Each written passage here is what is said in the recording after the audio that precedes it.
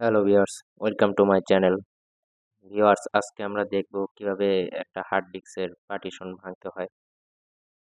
এটা মূলত উইন্ডোজ দেওয়ার সময় বেশিরভাগ করা হয়, কিন্তু এখন আমরা দেখব কিভাবে উইন্ডোজ কমপ্লিট হওয়ার পরেও আমরা ভিতর থেকে হার্ড ডিস্ক পার্টিশন করতে পারবো। তো ভিউয়ার্স, এর জন্য আমরা প্রথমে দেখে নিব যে কোন ড্রাইভটা আমরা ভাঙবো। তো সবার আগে আমরা ভিতরে ঢুকবো ডিসপিসি। তো হচ্ছে এই সফটওয়্যার ড্রাইভটাকে আমরা 100 জিবি পার্টিশন করব। ডিসপিসির প্রপার্টিসে যাব, রাইট মাউস ক্লিক করে দেন ম্যানেজে যাব। যাওয়ার পরে এখান থেকে দিব ইউজার ম্যানেজমেন্ট। ইউজার ম্যানেজমেন্টে ঢোকার পরে আমরা যে ড্রাইভটাকে ভাঙবো সেই ড্রাইভটার উপর রাইট মাউস ক্লিক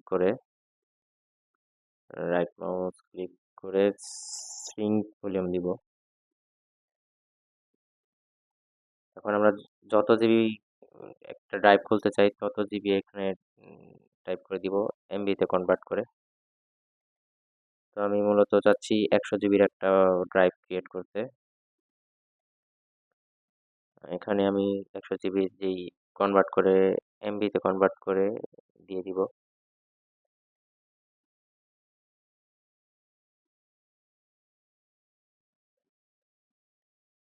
আমার 100 জিবি হয়ে গেছে। আমি এখন সিঙ্কে ক্লিক করব। ভিউয়ার্স, আমার এটা আনলোকেটেড হয়ে গেছে। এখন এটাকে আমি রাইট মাউস ক্লিক করে নিউ সিম্পল ভলিউমে দিব। নেক্সট। এখানে আমার কত জিবি হচ্ছে সেটা দেখাচ্ছে। নেক্সট। এখন ড্রাইভ লেটারটা সিলেক্ট করব। নেক্সট। এনটিএফএস থাকবে। নেক্সট। ফিনিশ।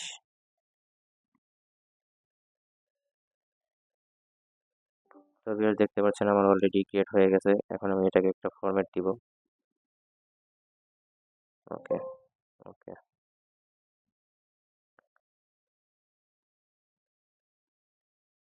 তো আমি এটা চেক করার জন্য ডিসপ্লেতে ঢুকবো।